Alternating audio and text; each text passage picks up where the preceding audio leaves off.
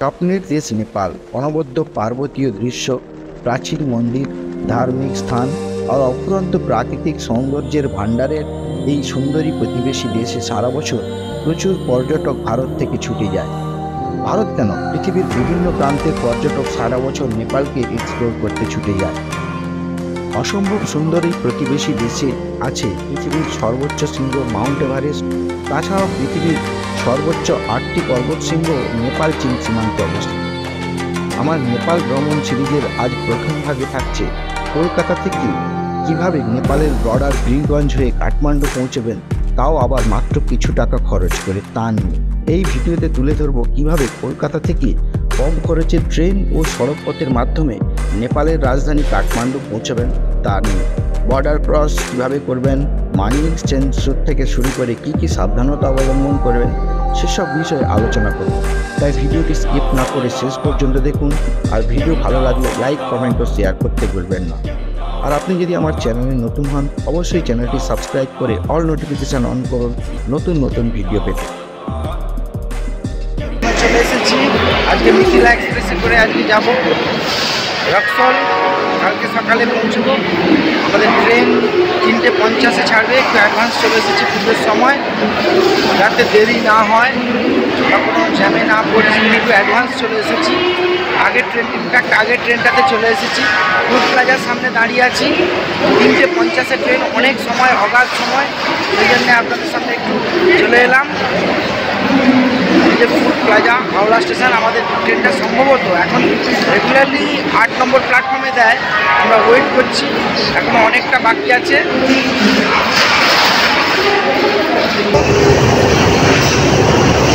ও LAC বাহ, আমি বলছিলাম, চিন্তা করছিলাম 3:50 ট্রেন ছেড়েছে। শ্রীরামপুর স্টেশন। ট্রেন যদি রাইট টাইমে থাকে 35টা স্টেশন যাওয়ার পরে সকাল 9:30 নাগাদ আমরা রক্সলে নামবো। তার এখানে আপনার 35টার মতো স্টপ হয়ে যাচ্ছে। Average speed 59 কিলোমিটার/আওয়ার। এই ট্রেনের ক্লাস হয় আপনার স্লিপার ক্লাসে। স্লিপার ক্লাসে জার্নি করাটা আমরা সেজন্য সেকেন্ড এসি খুঁজছিলাম, কিন্তু তৎকাল পাইনি। থার্ড এসিতে তৎকাল টিকিট কেটেছি, এখনও ফেরার টিকিট করিনি। ইনফ্যাক্ট এবারে কাঠমান্ডু সফরের আইটিনারি বা ট্যুর প্ল্যান কিছুই হয়নি। কাল সকালে বর্ডারে গিয়ে ওখানে আমরা যখন রেস্ট নেবো, সেখানে আমরা আমাদের ট্যুর প্ল্যানটা সাজাবো। এখানে এই দাদার সঙ্গে আলাপ হয়েছে। উনি হচ্ছে একটা প্রাইভেট স্কুল চালান, নিজেরই স্কুল। পুরী ঘুরতে গেছিলেন, ভুবনেশ্বর আর কলকাতা ঘুরে ওনার সঙ্গে কথা বলে খুব ভালোই লাগলো। উনি হচ্ছে এখন রক্সলে আমাদের সঙ্গে নামে। আমাদের 2-1 মিনিটের মধ্যে তিনি রক্সলে পৌঁছে যাবে। মোটামুটি উনি আমাদেরকে বললেন যে কীভাবে ঘুরবো। তো আমি যদিও ছিলাম আগে, তো মোটামুটি দাদা খুবই ভালো, খুবই কোঅপারেট করেন। আর আমার চ্যানেলে উনি অনেক, আমি রিকোয়েস্ট করেছি সাবস্ক্রাইব করার জন্য, একটা সাবস্ক্রাইব করেননি। বাংলা টাংলা বলছেন, হিন্দি বলছেন, তো সাবস্ক্রাইব করে দেবেন বলেছেন। দাদা খুবই ভালো মানুষ। Thank you. It was nice meeting with him, and I think he's going to visit all the beautiful places in Nepal, and I hope stay in your Nepal will be very interesting, since the climate is also moderate now in Kathmandu, in Pokhara. Hope you guys, 4 people in the family, hope 4 people are going to, get all the happiness of their life in this visit. All the best. Have a nice journey. Thank you. বিপুল টাইমে রক্সল পৌঁছে দিল, বুঝতে পারছেন, 8:26। অনেক আগে রক্সল পৌঁছে গেলাম। 9:15 টাইম, কিন্তু অনেক আগে রক্সল এসে পৌঁছে গেলাম। সেখান থেকে এবারে আমরা বীরগঞ্জের উদ্দেশ্যে যাব। তার আগে হচ্ছে মানে এতটা তাড়াতাড়ি গাড়ি পৌঁছে দেবে ভাবতে পারি। রাতে প্রচুর স্পিডের ট্রেন এসে গেছে। রক্সল এসে পৌঁছে গেলাম আমরা। 8:25 পৌঁছে দিল। 9:15 টাইম, 8:25 আমাদের এখানে পৌঁছে দিল। রক্সল এসে পৌঁছে গেছি, এবারে নামবো, নামার পালা।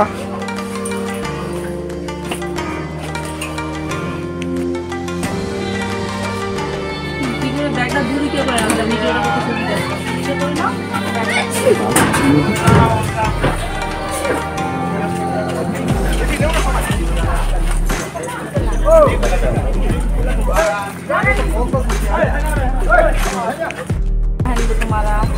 ঠিক 8:25 আমাদের গাড়ি পৌঁছে দিল। এখান থেকে আমরা এবারে বীরগঞ্জ যাব বর্ডার ক্রস করে। এখন আসি হাওড়া বা কলকাতা থেকে রক্সল হয়ে বীরগঞ্জ বর্ডার ক্রস করে কিভাবে আপনি কম খরচে নেপালের রাজধানী কাঠমান্ডু পৌঁছবেন সে বিষয়ে।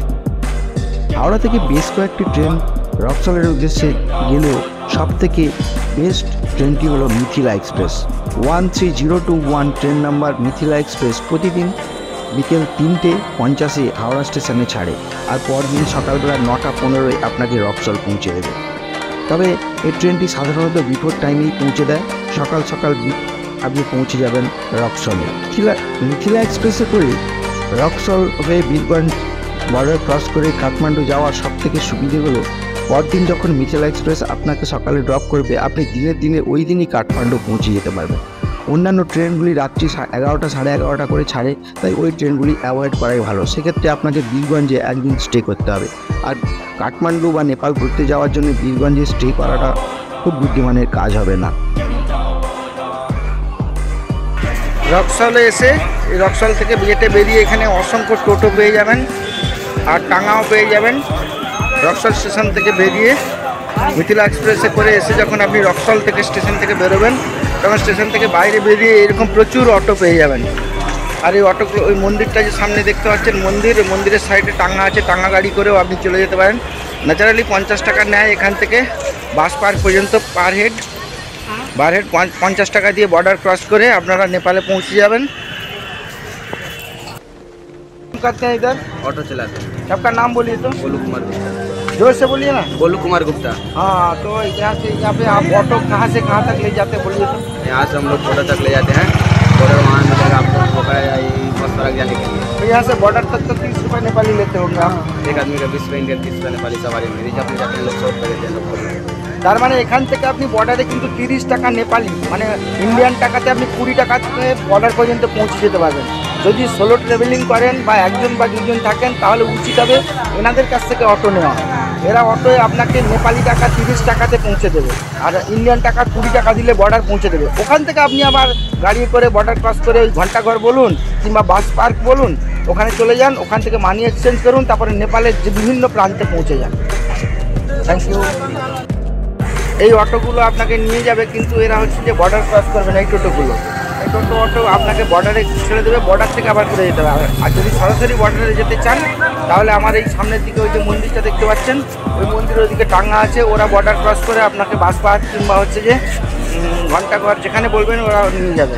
ঘন্টাঘরে নিয়ে যেতে পারে, আবার বর্ডারে গিয়েও ছেড়ে দিতে পারে। এখানে রেল গেটটা পেরিয়ে কিছুটা গেলে যে রেল গেটটা পড়বে ওই রেল গেটে গিয়ে আপনারা মানি এক্সচেঞ্জ করতে পারবেন। জায়গায় জায়গায় লোক বসে আছে, আর নাহলে বর্ডারে গিয়ে সেখানে মানি এক্সচেঞ্জের প্রচুর জায়গা আছে। এইভাবে আপনারা মিথিলা এক্সপ্রেসে করে এসে হাওড়া থেকে রক্সল থেকে বেরিয়ে বর্ডার ক্রস করে নেপালে পৌঁছে যেতে পারবেন। সেখান থেকে নেপাল যাওয়ার সেভারেল অপশান আছে। আপনি ইচ্ছে করলে ওখান থেকে টাটা সুমো করেও যেতে পারেন শেয়ারিংয়ে বা অথবা রিজার্ভ করে, অথবা বাস পার্ক থেকে বাসে করেও কাঠমান্ডু, পোখরা, চিতওয়ান যেখানে যেতে চান সেখানে গাড়ি পেয়ে যাবেন।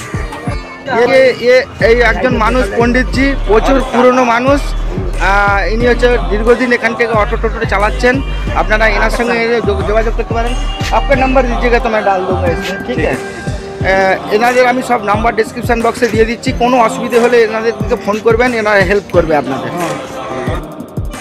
ঘোড়ার গাড়িতে আমি এবারে উঠবো। এখানে জনপ্রতি 50 টাকা করে, এরা বেশি চার্জ করে, আমি 50 টাকা বেশি দেবো না বলেছি, 50 টাকা করে।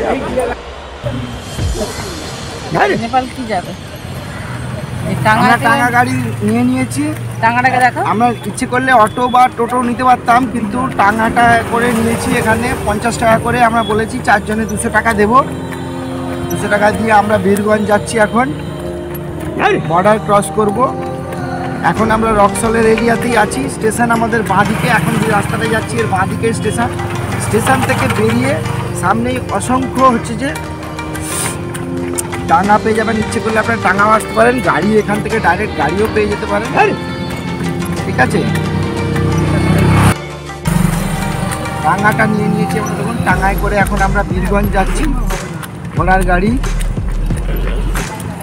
সেই ট্র্যাডিশন এরা এখনও বয়ে চলেছে এখানে টাঙ্গা গাড়ি। এখন টোটো চালু হয়েছে আধুনিক যুগে, টোটো অটো, তবে এই টাঙ্গায় করে বীরগঞ্জ যাওয়ার মজাই আলাদা। আমি যেহেতু আমার ঘুরতে হবে। যেহেতু আমার ঘুরতে হবে। আর তারপরে আমার মেয়ে আর শিক্ষার সঙ্গে আছে, সেই জন্য আমরা ঠিক করেছিলাম যে এরা তো আসেনি, টাঙ্গা গাড়ি করে কীভাবে বর্ডার ক্রস দেখবে।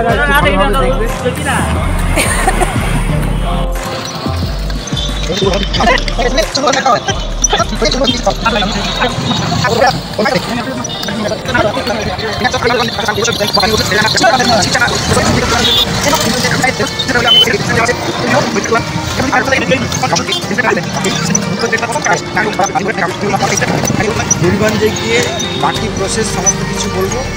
এই যে নেপালের বর্ডার, নেপালের বর্ডার আমরা এখন ক্রস করতে চলেছি। বিরাট তোরণ, এই যে দেখে নেপালের পতাকা দেওয়া আছে ওখানে। জাস্ট আমরা এবারে নেপালে এন্ট্রি নেব।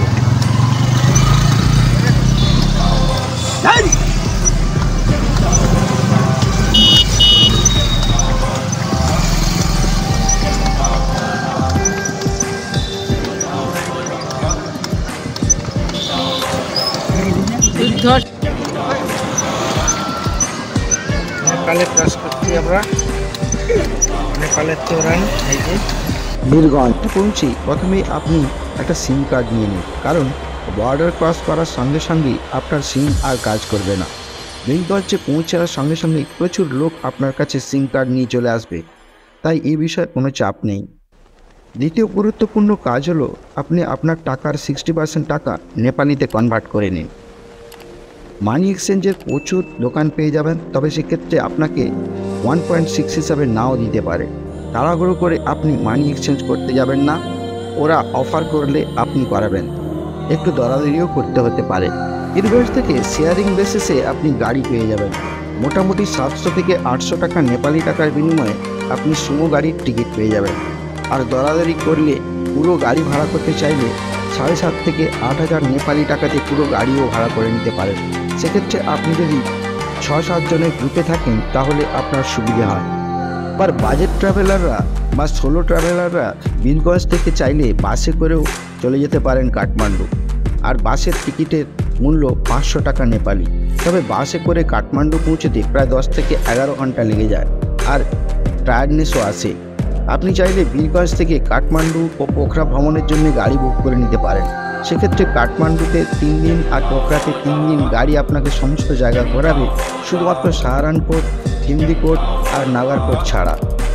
আর এই গাড়ি আপনাকে নেপালি 20,000 টাকা চাইবে।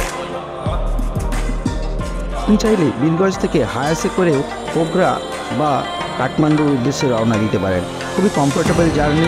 এই হায়াস গাড়িতে চার্জ করবে আপনাকে 1200 টাকা নেপালি।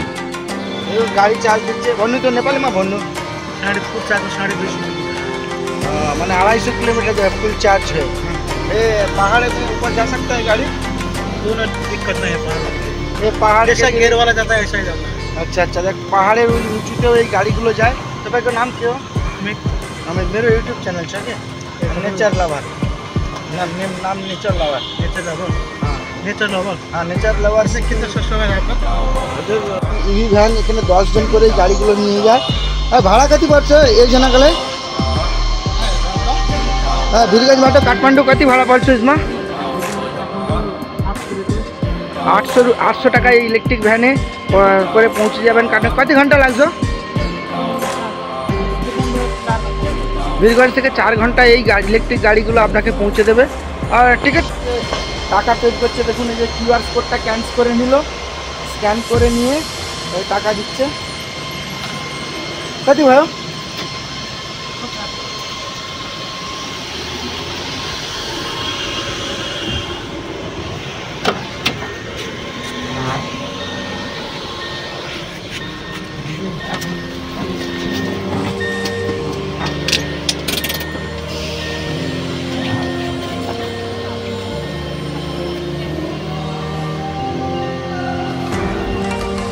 চার্জ দিয়ে দেখে নিল কত টাকা হয়েছে, স্ক্যান করে টাকা পে করবেন উনি এখানে।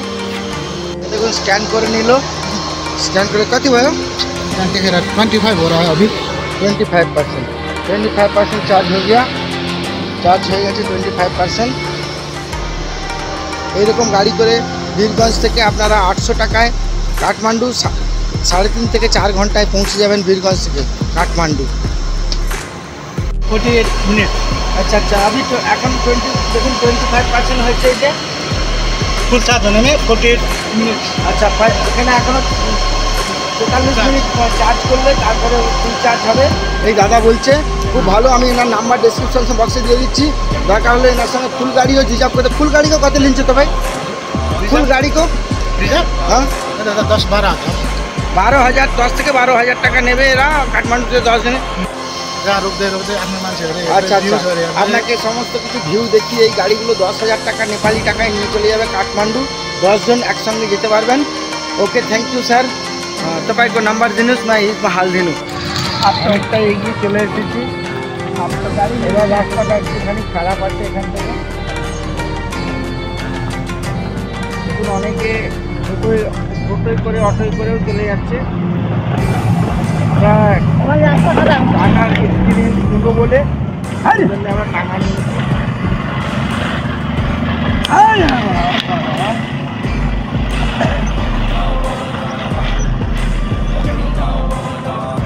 चल रहे काठमांडू, मिलेंगे वहाँ शंभू। काठमांडू में जाना दीजिए, पशुपतिनाथ के मंदिर से मिल जाता है, जितना मज़ा पोखरा में आता है। हाँ, उतना मज़ा कोई नेपाल में नहीं। आपको तो गाड़ी ले लीजिएगा तो और मज़ा आएगा, पहले घूमना पड़ेगा, जहाँ रुकाइएगा वहाँ रुकेगा। गाड़ी तो बहुत पैसा लगेगा। हम मनी एक्सचेंज करेंगे, इधर से हो जाएगा ना? हाँ, पैसा एक्सचेंज करेंगे, पहले नहीं पड़ना चाहिए, चलिए ऑफिस में हो जाएगा।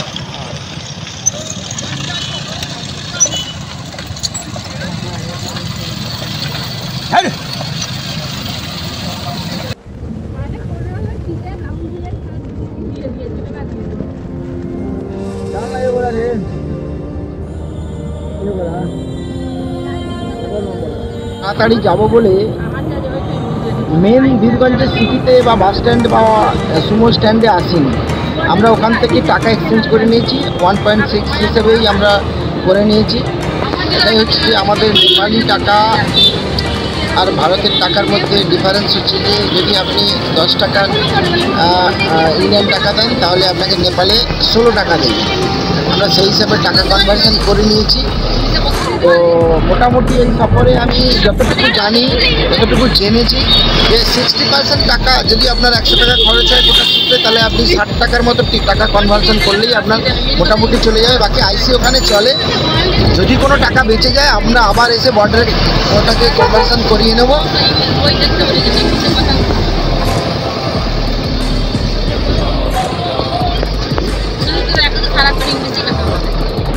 টাঙ্গা গাড়ি আপনাকে এসে এইখানে এসে নামাবো, আপনারা বলবেন যে আমরা মেন স্ট্যান্ডে এসে এখানে নামাবো। এখান থেকে আপনি পরপর সমস্ত জায়গায় গাড়ি, পোখরা, কাঠমান্ডু সমস্ত জায়গার এখানে গাড়ি পেয়ে যাবেন।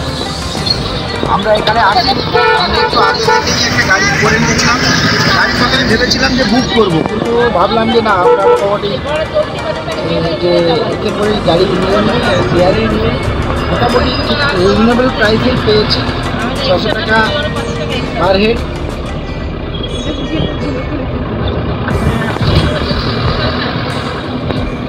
এখানে দেখতে পাচ্ছেন সমস্ত জনকপুর টনকপুর সমস্ত জায়গার গাড়ি এখান থেকে আপনি পেয়ে যাবেন।